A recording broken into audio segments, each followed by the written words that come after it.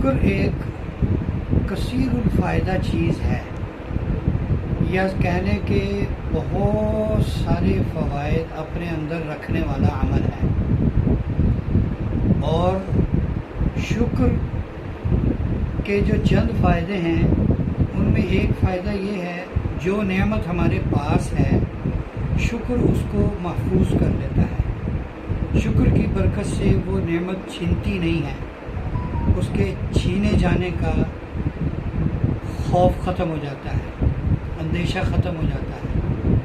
اور شکر کا ایک فائدہ یہ ہے کہ ہمارے پاس جو نعمت نہیں ہے، شکر ایسا عمل ہے کہ وہ نعمت ہمیں اللہ پاک سے دلوا دیتا ہے۔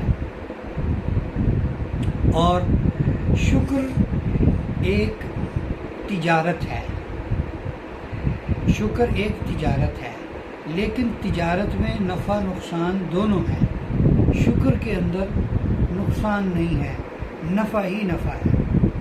اور ناشکری اور کفران نعمت ایک سود کی طرح ہے۔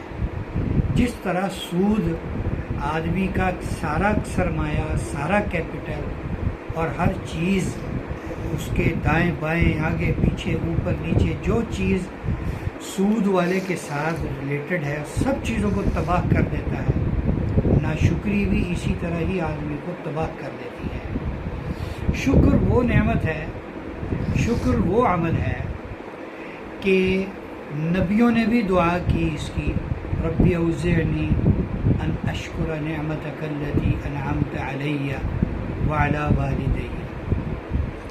یہ غالباً سلیمان علیہ السلام کی دعا ہے کہ جب انہوں نے چیونٹی کی آواز کو سن لیا تھا، اس کے کلام کو سمجھ لیا تھا، اس کی گفتگو کو سمجھ لیا تھا، تو اس موقع پر انہوں نے دعا کی، یا اور کسی موقع پر دعا کی۔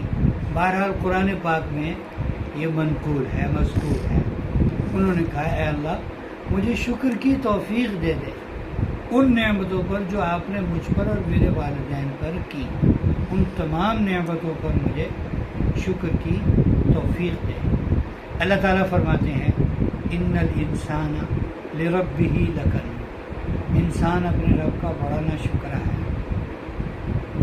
قتل الانسان ما اکفرہ، مارا جائے انسان، اس کا کچھ نہ رہے، ما اکفرہ، یہ کتنا ناشکرا ہے۔ پھر ایک جگہ فرمایا وقلیل من عبادی الشکور، میرے شکر کرنے والے بندے بہت تھوڑے ہیں۔ ایک حدیث میں ایک عجیب و غریب فضیلت آتی ہے، آپ صلی اللہ علیہ وسلم نے ارشاد فرمایا اول من یدعا الی الجنہ الذین یحمدون اللہ فی السراء والضراء، او کما قال صلی اللہ علیہ وسلم، کہ جنت میں سب سے پہلے ان لوگوں کو بلایا جائے گا، ان لوگوں کو سب سے پہلے جنت میں داخل کیا جائے گا جو ہر خوشی ہر غمی میں اللہ کی تعریف اور اللہ کا شکر ادا کرتے تھے، یعنی الحمدللہ الحمدللہ کہتے تھے اور اللہ کی رضا پر راضی رہتے تھے۔ یہ اس حدیث پاک کا مفہوم ہے۔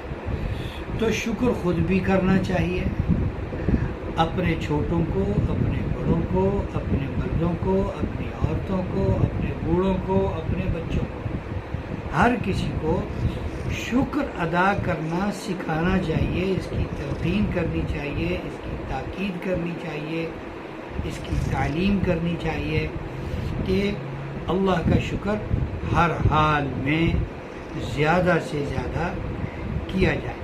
ایک حدیث میں ہے، اس کا مفہوم ہے اللہ کو وہ بندہ بہت پسند ہے جو ہر لقمے پر الحمدللہ کہے اور پانی کے ہر گھونٹ پر وہ الحمدللہ کہے۔